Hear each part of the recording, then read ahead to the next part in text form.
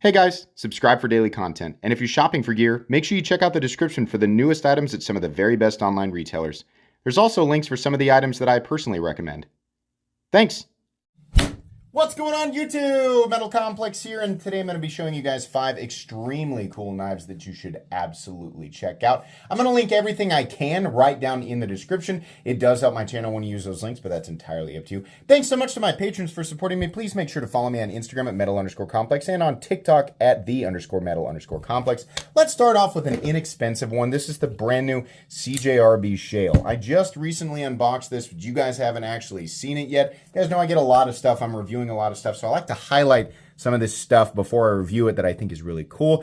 The Shale is definitely in sort of the budget bug out category. A lot of similarities. It's not the first one to kind of follow in the footsteps of the bug out, but for people who have looked at the bug out and thought, I would really like to own something like that, but I'm not going to pay that much money for it, this is a $50 knife. AR RPM 9, which is great. It's essentially what we've learned is a spray form 9CR 18 MOV steel or 440B, which is perfectly acceptable at the $50 price point. You have really nice G10 that's textured in this like little perimeter in here.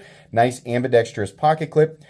We have beautiful Omega spring tension. I forgot what I was saying there. The Omega spring tension is nice and high tension, right? It's not loosey-goosey or floppy or anything like that.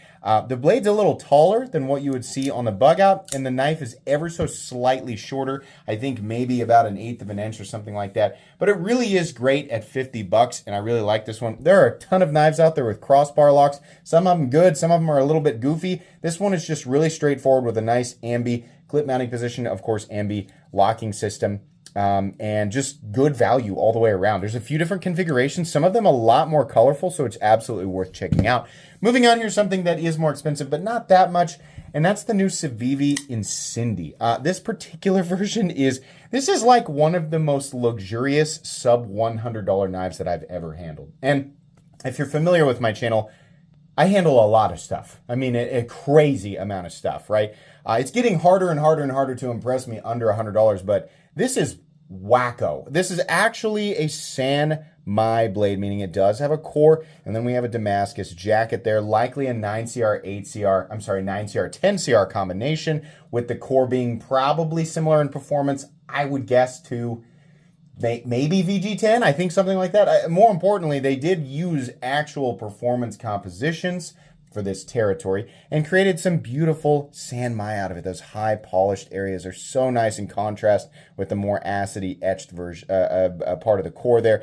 This version has kind of an ivory G10. We got steel liners. It is a button lock and it operates super well. The nice thing about this knife, if you're like, cool, I don't need the San Mai blade, they just make a regular version that I believe is well within the budget territory, or under $75. It makes for a great button lock, and that big fuller through the blade just looks super cool. I like it. Ambi clip mounting positions, not a whole lot going on the the scales here, but it does look good. This is a winner for a bunch of different reasons, and honestly, for people who like this look, this real fancy look, it's previously been kind of exclusive to multi-hundred or even multi-$1,000 knives. Admittedly, those knives are using compositions that are far more exotic, and there's a lot more handwork that goes into them. But if you're just after the look, this is a really, really good buy. I like this a lot. Moving on here to something that is more expensive but USA made. By far, the coolest version of the Launch 16 is the new raw aluminum and gray M4. This looks so good. This knife, I've been talking about it for such a long time. It is absolutely the best Launch Series knife they have ever done. It's one of the best value American-made knives in existence, especially for a switchblade. And honestly, it's pretty freaking competitive. At 150, I think this one's 155. Honestly, there's a lot of Chinese knives out there that, the benefit of it being made in China is that you can get incredibly premium materials, premium fit and finish for substantially less than most American knives.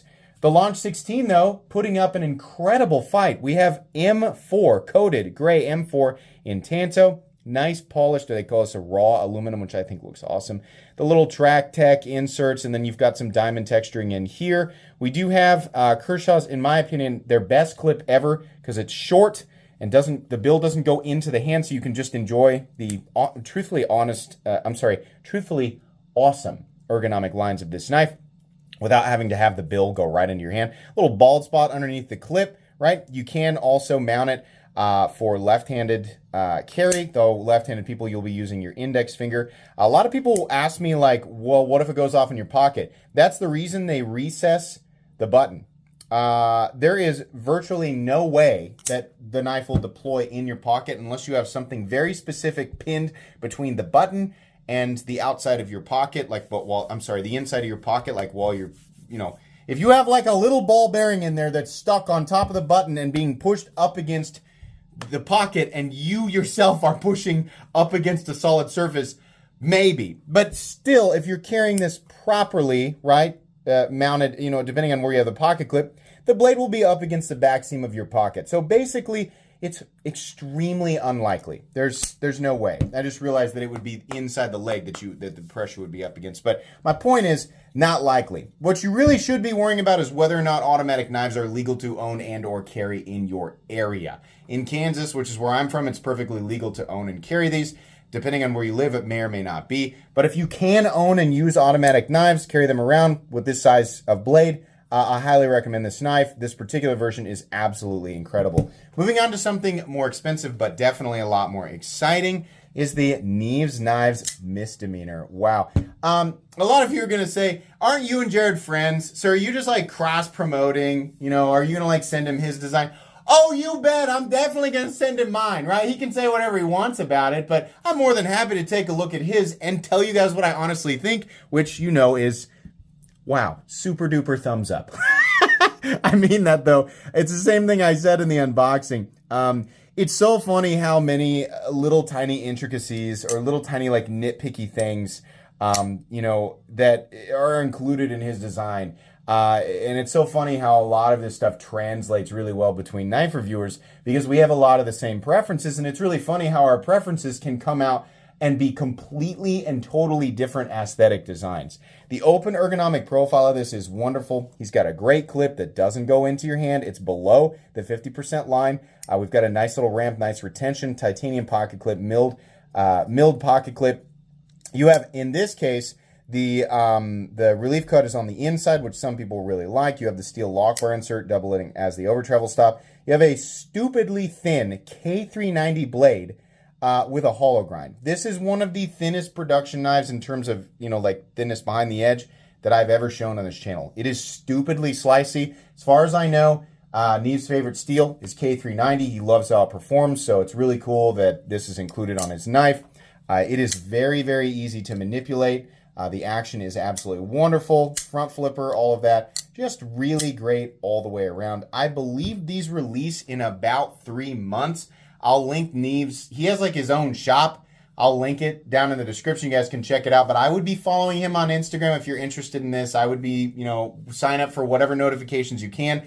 I want you guys to be aware of it. My review's coming out here fairly soon. Spoiler alert, I'm going to be really positive, and people are going to look at that and say, hey, this is a YouTuber scratching another YouTuber's back.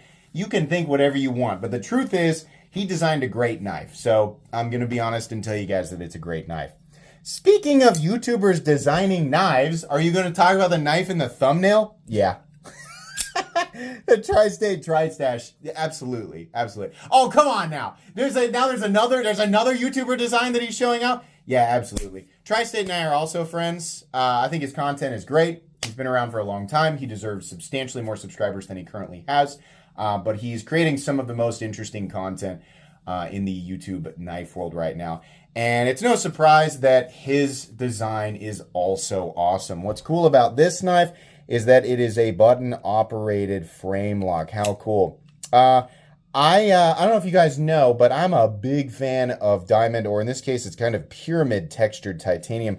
That's very pleasant to the touch. I'm a big fan of that. Also a big fan of holes that allow you to deploy your blade. That works incredibly well, whether you want to thumb flick it out, right? He's got a front flipper on there. Everybody seems to have front flippers on their knives but me. Beautiful open ergonomic profile, extremely easy to manipulate. We do have a really nice milled pocket clip with a bald spot once again underneath. You can just operate this like a regular frame lock too. You don't need to use the button. The action is incredibly smooth. Just really, really great. And I believe, if I'm not mistaken, this is Magna Cut on his knife. We have a nice Wharncliffe blade with extended jimping. Very good. Complements the index finger position well. This is all stuff that I nitpick. Again, it's no surprise that a lot of us who review knives and we handle so many knives have come to essentially so many of the same conclusions about like hand positions. And I'm just going to show you guys real quick. I know oh my God, he's using it as an opportunity to showcase his own Excalibur knife. But do you see what I mean here? All of us kind of prefer somewhat similar deployment methods, right? We've got variation in terms of size, right? And weight and all of that. But in terms of like the hand positions and, texturing, it's all kind of similar while being completely and totally different. So it's really cool to not only be able to take a look at, friends' designs and fellow YouTuber designs, but it's even better to be able to genuinely say these are awesome and you guys should be checking them out, or at least be aware of them. The nice thing about TriState's knife is it releases, I think, today. So hopefully this video will allow people to, be aware of its existence, because you should be. It's really, really cool. So once again, we have the TriState T Stash. We have the Nees knives misdemeanor. We have the Kershaw Launch 15 in raw aluminum. We have the Civin Cindy in the San Mai. And we have the CRJ Shale. That's going to be pretty much it today, guys. Like I said, I'll link all these knives, or at least the information on these knives, down in the description. Make sure you guys check out Nees knives and TriState, at the very least, for their content. Excellent, excellent people in this community. Please make sure to follow me on Instagram at metal_complex and on TikTok at _metal_complex. If you enjoyed this video, leave a like. If you'd like to check out my other content, I do, of course, have lots of videos of knives that are either expensive or inexpensive that I do or don't like, so check those out. And if you enjoy all my content, go ahead and click on that Metal Complex logo right there and subscribe, because there's definitely more coming. Thanks again for watching, everybody, and have a great day.